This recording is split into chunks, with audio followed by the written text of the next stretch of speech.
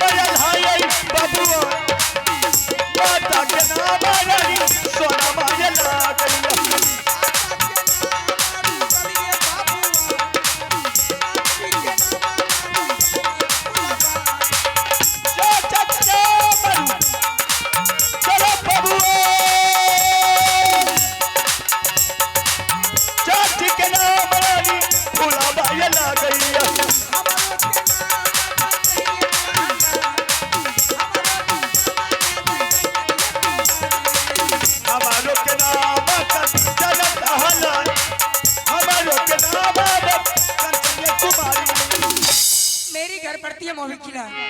मेरे पिताजी का नाम अमरपति आलस सिंह, मेरी माँ का नाम रानी सोना, मेरे चाचा जी का नाम बाबू रुदल सिंह, मेरी चाची का नाम रानी फूला, मेरी नाम पड़ती है कंचन कुमारी। ठीक है, मैं हर रोज महल में खेलती थी, दरवाजे में खेल रही थी सुफ्ती मौनी। आज मुझे दिल नहीं लगती दरबार में और महल में खेलूंगी।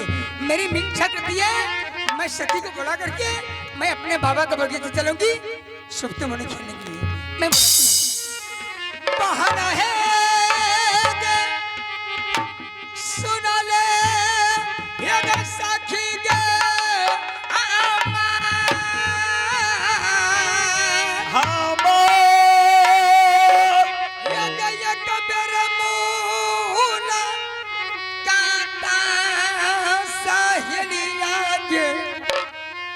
कर लेगे कांचन को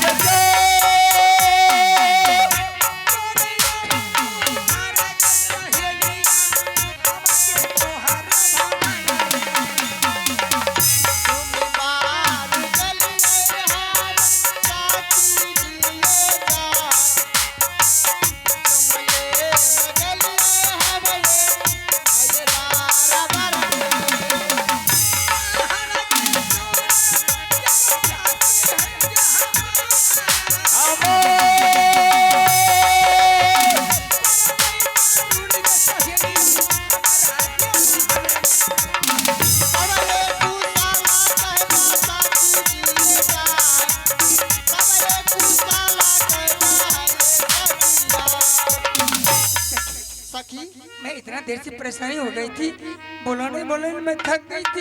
क्या कर रही थी माल में? तो सखी माल में बहुत जोर काम था इसलिए मैं समझती हूँ। सखी एक बात मैं कहूँ क्या? सखी मैंने दोनों बहन मिलकर के हवेली में और दरबार में सुफ्ती मौनी खेलती थी। हाँ। लेकिन आज इच्छा करती है अपने बाबा के बगीचा चल सुफ्ती मौनी खेलूंगी। ठीक है सखी, हमको भी ललसा लगा हुआ। चल सखी। ठीक है चल।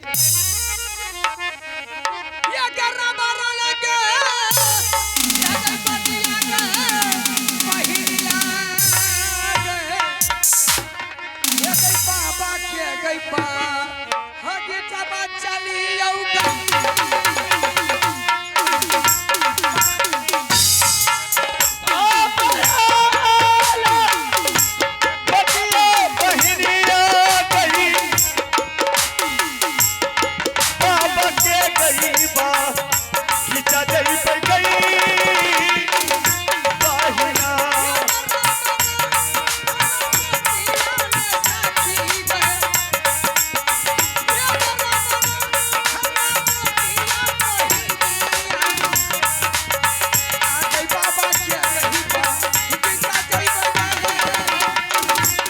अब गई अब आला हटिया बहिनिया गई बाबा के गई बा जीजा जई पे गई बहिना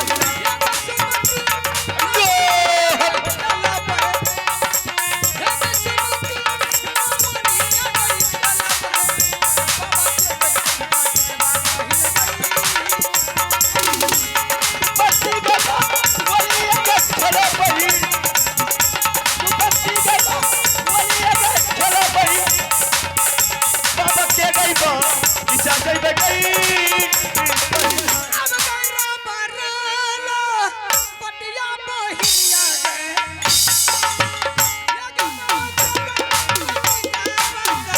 आया बड़ा बत्तिया बहिनिया गई बाबा के गई बा जीजा बाबा जई बही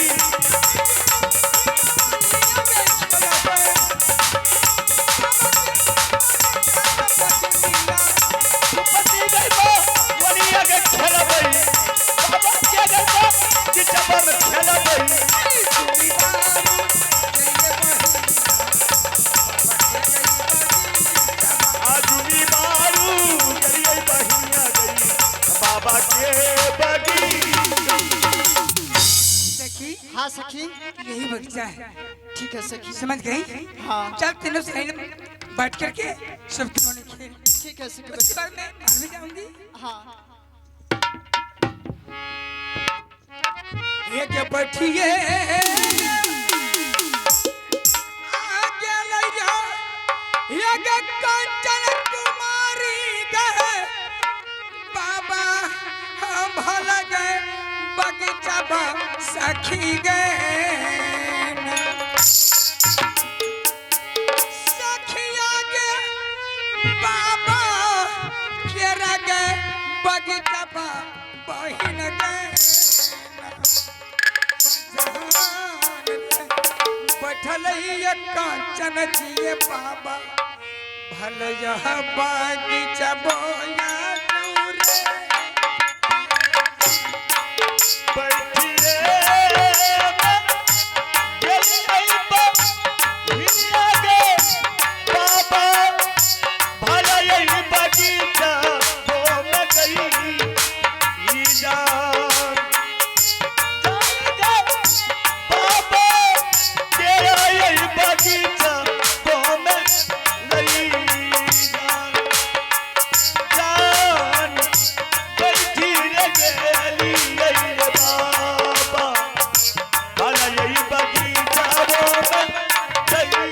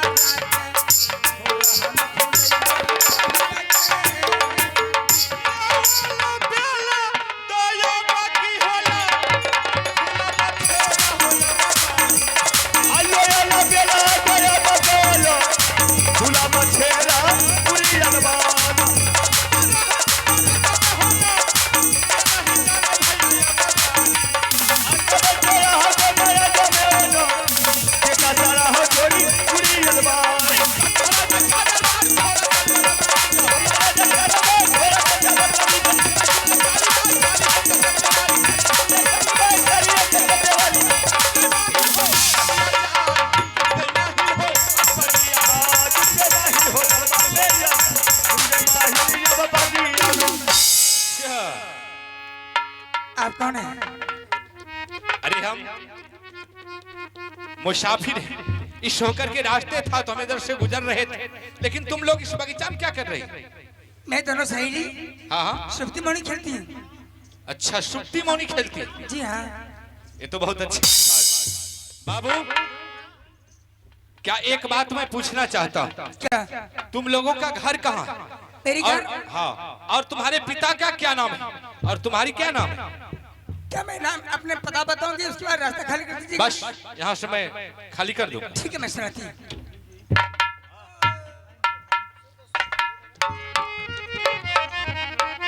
ए यो थारा मोरा लागई मुसाफिर यो, हे यो मोहब्बती हिलायो रा। हे यो लो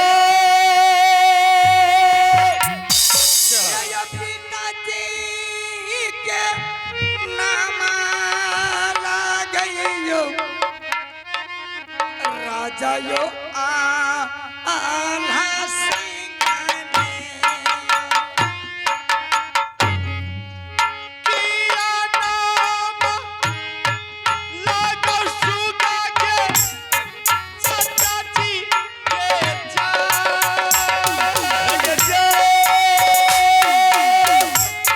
किया नाम लागो बाबू के तोरा चाची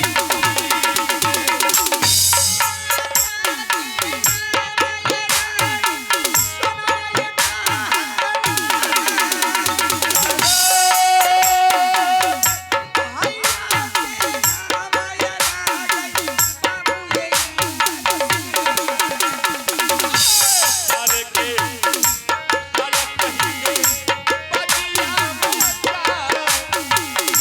सारे पीरा ना गई बाबू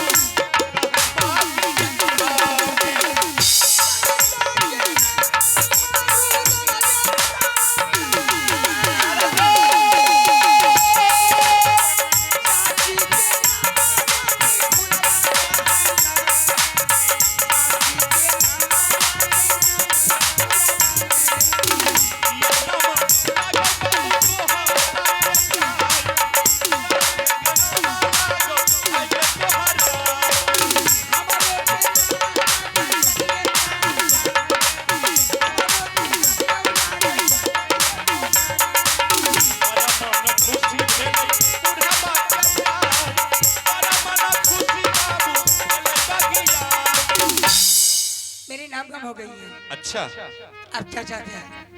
क्या? मेरी तो ठीक है, बगीचा जल्द खाली कर लीजिए। तो ठीक है, अब हम यहाँ से चलते हैं। ए रुकिए, कहाँ? मैंने अपना नाम का पता बताई हूँ। सबसे पहले आप भी तो अपना एड्रेस बता करके जाइए, कहाँ घर है, क्या ये आपका नाम है, इस बगीचा किस लिए है? अच्छा, तो मेरा भी नाम पता जानना चाहती है? जी हाँ। देखो बाबू, मेरा घर पड़ता है उरियल किला राज। क्या? हाँ, मेरा घर उरियल किला राज पड़ता है और मेरा ही नाम है माहिल सिंह। सखी, जब दोनों बहन छोटी छोटी थी तो इसको मैंने देखती थी, आते थे और चले जाते थे। इसका मतलब है मेरे बाबूजी का ये मामू जी है। दादाजी लगेंगे। दादाजी मेरे को सही लगती हो। बात। आनंद रहो पोती, आनंद रहो। हाँ, मस्त। दादाजी हाँ। चॉकलेट दीजिए। अरे हम लेकर के आए। दादाजी। सुनिए ना, दादाजी हो गए। अरे बाप ला के लिए। सुन ना। दादाजी बिस्कुट आगे। दीजिए हाँ, ना। बिस्कुट। के छो देखे छ रहन सहन में छो ए, के छो दादा कान लागे छे ए रे बेहुदा है। सब दिन के तू बेकूफे रह गेली। दादा। हाँ। हेलो चॉकलेट यार दो ना। हाँ, ए सुनी ना। दादाजी, बड़ा खराब। दो ना चॉकलेट। अरे दादाजी, दादा, अरे सुनी ना दादाजी। अरे ला के लिए हमरा पता रहे आगे जे छोट छोट धिया पुता छे। तेरे बूढ़ सूर से वना तन क्या करो छी। ए देखी अस्थिर रन ले। दादाजी दीजिए ना। अरे हम ला के लिए हाँ।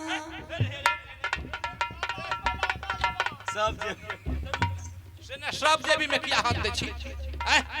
हे देख ओए खातिर ले जाने छी। हमरा त लेट भ गेलो आबे में, बुझली? 5 बज गेले रहे, लेकिन अन्हार भ गेले। हे देखी 3 गो।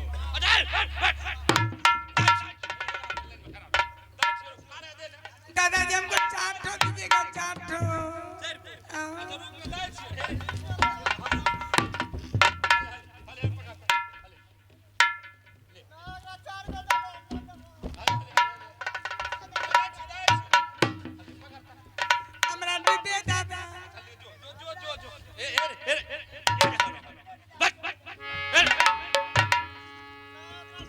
अच्छा ठीक है कंचन कुमारी एरे एरे एरे घुसका जो बैठ एरे एरे घुसका बुढ़वा कथा क्या करे छे कंचन कुमारी अरे तुम लोग उतना सुंदर महल को छोड़ करके उतना सुंदर दरबार को छोड़ करके तुम लोग जो इस बगीचा में सुप्ती मोनी खेलती है क्या तुम लोग को अच्छा लग रहा है? दादाजी मेरे लिए बहुत अच्छा है। क्या अच्छा है? हाँ। कंचन कुमारी अरे तुम्हें मालूम नहीं है संसार में ऐसा ऐसा खिलौना है कि शायद अगर तुम लोगों का हाथ लग जाए वो खिलौना तो तुम लोगों का जीवन धन्य धन्य हो जाएगा। दादाजी ऐसा कौन सा खिलौना है? क्या तुम लोग नहीं जानते? नहीं, थोड़ा नाम तो सुनाइए। नाम बताते हैं। खिलौना का नाम है चंदन चरखा, कटक हिलोरा, मरुवन बाजा। ये तीन खिलौना, इस तीनों खिलौना में लक्ष्मी सरस्वती महादेव की वासना है। क्या दादाजी? हाँ। चंदन चरखा, कटक हिलोरा, मरुवन बाजा। हाँ। इसमें की सरस्वती और लक्ष्मी और महादेव जी का वासना है। बस।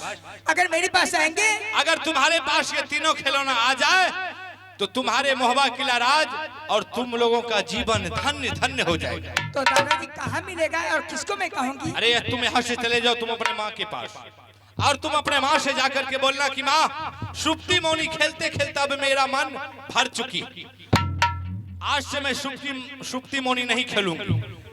तुम मुझे तीन खिलौना मुझे ला करके दे दो ताकि हम उस तीनों खिलौनों से खेलूंगी, जिंदगी भर हम खेलती रहूंगी। क्या दादाजी मैंने माँ के पास जाऊंगी, माँ को बुला करके मैंने सारी कहानी सुनाऊंगी। हाँ। अगर मेरी बच्चे को माँ नहीं रखी तो मैं क्या करूंगी? अरे इसको कहूंगी। क्यों नहीं रखेगी? अगर नहीं रखेगी तो फिर तुम मुझे याद करना, हम तुम्हारे हाथ में खिलौना थमा करके रहेंगे। ठीक है दादाजी, आपका बच्चा मैं बोलेगा नहीं करेगी। ठीक। मैं जा रही हूँ। ठीक है जाओ तुम।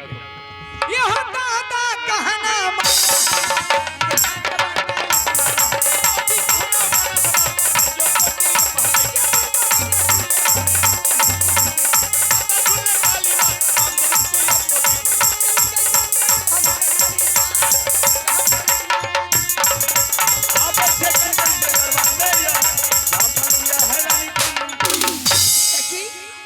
थोड़ा 5 मिनट तुम बैठ, मैं माँ को बोला करके सारी कहानी सुनाती हूँ। माँ को मैं बोलूँगी पास, उसके बाद सामान लेकर के मैं महल में खेलूंगी या बगीचा खेलूंगी।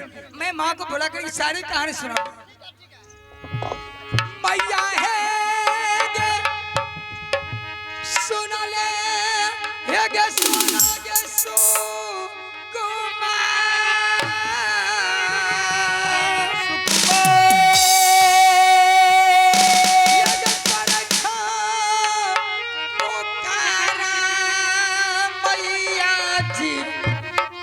कांचन गे ये दुलारिया सुनिए के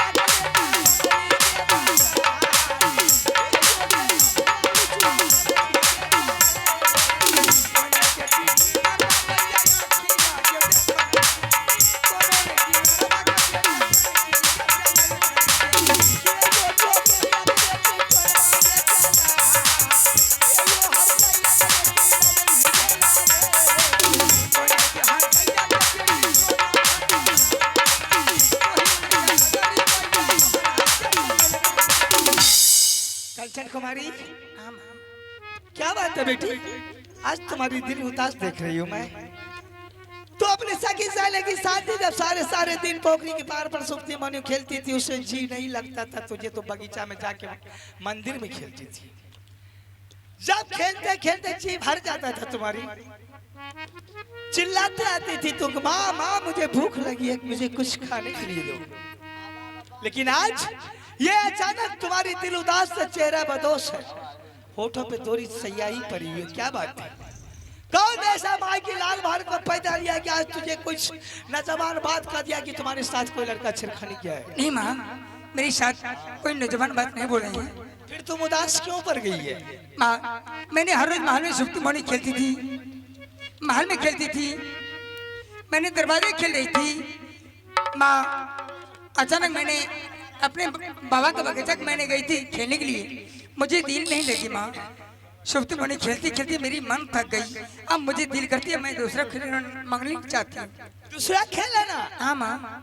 ये राजघराना में तुम्हें इकलौती बेटी है और तुमको कहेगी तुम्हारा जरूर को ख्वाहिश पूरा होगा। एक बार तू खिलौना के नाम बोल दे, मैं अपनी देवर को खबर करूंगी। तू चाहेगी आकाश से अगर तारा तोड़कर मेरी कदमों में पहुंचना चाहिए, फौरन वो तारा तुम्हारे आगे हाजिर हो जाएगा। ये के खेले गई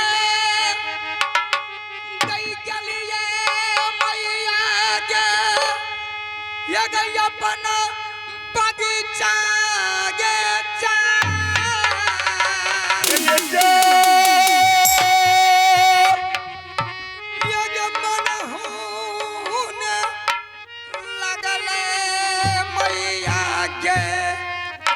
सुपति गे ये माऊ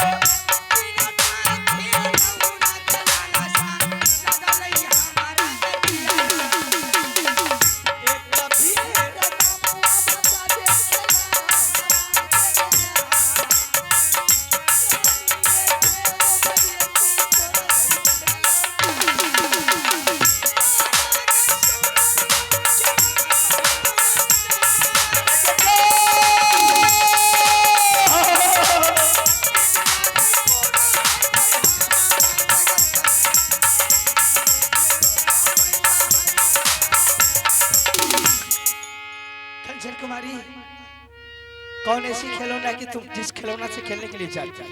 माँ, वह खिलौना का नाम है चंदन चरखा कटा खिलौना मरवन भाषा माँ, जिसमें लक्ष्मी सरस्वती और महादेव का वासना है। अगर मैं ला करके दे सकती है तो माँ मुझे मोही किला में मैं धन धन बन के रहूंगी। चंदन चरखा मरवन बाजा कटा खिलौना। हाँ माँ। कौन बताया तुझे ये सब खिलौना है? माँ, मैंने सपना में देखी थी इसलिए मैं बताती हूँ। सपना कभी अपना नहीं होती है बेटा। सपना जो देखी है बिल्कुल गलत सपना देखी है। ये तीन खिलौना के बारे में तुम आज से भूल जाओ। और उसके अलावा तू अगर तू उड़नी जहाज कहेगी मंगाने के लिए तो मैं मंगा दूंगी, जिस पर तुमने धरती छोड़कर आकाश में उड़ेगी। नहीं माँ, वो खिलौना नहीं चाहिए। ये के सुतली में रही यही मैया, ये गई पलंग गए बीच में गे जा, ये गे सपना गे जगल के मैया गे देवी गे दुर्गा गई जी।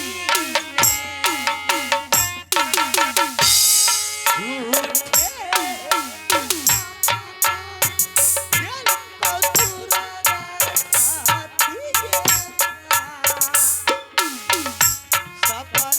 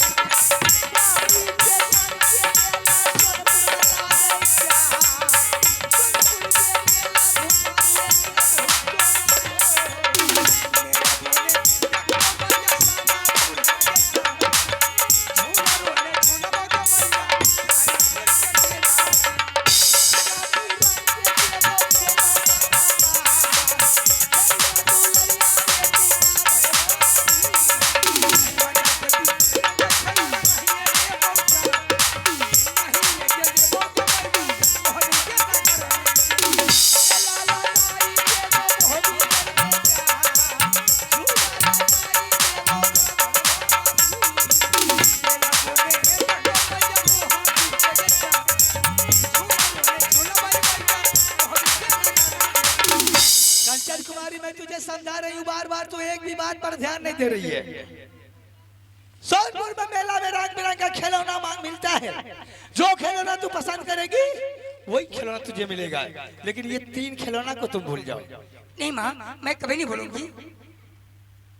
सोच ले तू, ये सोना रानी नगर की बेटी जब मेरी खोपड़ी घूम जाएगी ना, तो तुझसे हाथ भी धोना पड़ेगा, मुझे तो कोई परवाह नहीं है। ये क्या खिलौना के कारण गए मैया के, ये क्या डूब के मरबऊ गई जा।